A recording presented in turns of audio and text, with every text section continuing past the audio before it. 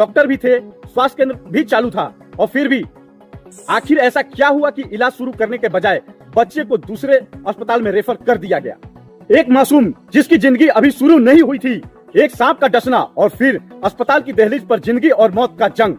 लेकिन सवाल यह है कि बच्चे की सांप मौत काटने के जहर से हुई या फिर व्यवस्था की सुस्ती और सिस्टम की नाकामी से। अगर अस्पताल में एंटीवेनम था, डॉक्टर थे और इलाज की व्यवस्था थी, तो आखिर एक मासूम की जिंदगी को रेफर क्यों किया गया। नमस्कार, मैं हूं मनीष सिंह और आप देख रहे हैं भास्कर सारण 24/7। आज हम बात कर रहे हैं उस दर्दनाक घटना की जिसने पूरे इलाके में झकझोर कर रख दिया गया है। एक बच्चे की सांप काटने से मौत हो गई, लेकिन मौत से भी बड़ा सवाल अब व्यवस्था स्वास्थ्य विभाग पर खड़ा हो गया है। लेकिन स्थानीय लोगों और परिजनों का दावा है कि अस्पताल में एंटीवेनम इंजेक्शन उपलब्ध थे। बताया जा रहा है कि 36 एंटीवेनम सुई मौजूद थी, डॉक्टर भी थे, स्वास्थ्य केंद्र भी चालू था, और फिर भी आखिर ऐसा क्या हुआ कि इलाज शुरू करने के बजाय बच्चे को दूसरे अस्पताल में रेफर कर दिया गया। क्या अस्पताल में मौजूद संसाधन सिर्फ कागजों पे थे? क्या डॉक्टरों को इलाज शुरू करने में कोई चिकित्सीय बाधा थी?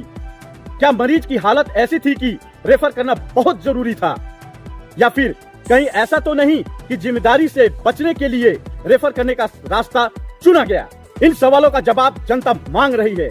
सवाल सिर्फ एक बच्चे की मौत का नहीं, सवाल उस भरोसे का भी है जिसके साथ गरीब और ग्रामीण परिवार सरकारी अस्पताल पहुंचे थे। सरकार करोड़ों रुपए खर्च करती है, दावे किए जाते हैं कि अस्पतालों में दवाएं हैं, डॉक्टर है, संसाधन है और इलाज की पूरी व्यवस्था है। लेकिन जब आपातकाल की घड़ी आती है तो अक्सर यही सवाल सामने आता है कि आखिर मरीज को इलाज मिला या सिर्फ रेफर की पर्ची मिल रही है। यदि अस्पताल में वास्तव में 36 एंटीवेनम इंजेक्शन उपलब्ध थे, तो फिर क्या प्रोटोकॉल के अनुसार तत्काल इलाज शुरू किया गया? अगर नहीं किया गया तो क्यों नहीं किया गया?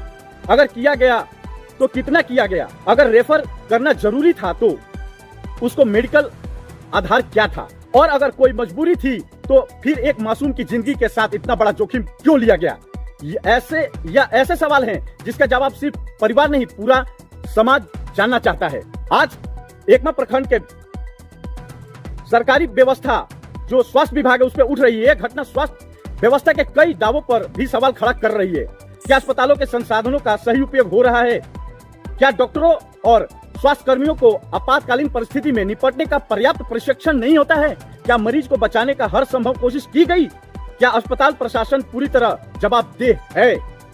और सबसे बड़ा महत्वपूर्ण, अगर किसी अस्पताल में दवा, डॉक्टर और सुविधा होने के बावजूद मरीज को रेफर किया जाता है, तो फिर आम जनता यह भरोसा किस आधार पर करे कि संकट के घड़ी में सरकारी अस्पताल उसकी जिंदगी बचा पाएगा? आज हर माँ बाप के मन में एक ही सवाल है, अगर यही बच्चा किसी अधिकारी का बेटा होता, अगर यही बच्चा किसी डॉक्टर का अपना होता, अगर यही बच्चा किसी कर्मचारी घर का चिराग होता, तो क्या तब भी पहला विकल्प रेफर करना होता या फिर अस्पताल की पूरी ताकत उसकी जान बचाने में झोंक दी जाती? यही सवाल लोगों को परेशान कर रहा है। हम किसी डॉक्टर, कर्मचारी, अधिकारी को जांच से पहले दोषी नहीं ठहरा रहे हैं, लेकिन एक मासूम की मौत हुई है और जब एक जान चली जाती है तो सवाल पूछना जरूरी हो जाता है। जरूरी है कि पूरे मामले की निष्पक्ष और उच्च स्तरीय जांच हो। जरूरी है कि रेफरल की परिस्थितियों को सार्वजनिक किया जाए। जरूरी है कि अगर कहीं कोई लापरवाही हुई है तो जिम्मेदार तय होना जरूरी है, क्योंकि एक मासूम की जिंदगी किसी फाइल, प्रक्रिया, औपचारिकता से कहीं ज्यादा कीमती होती है।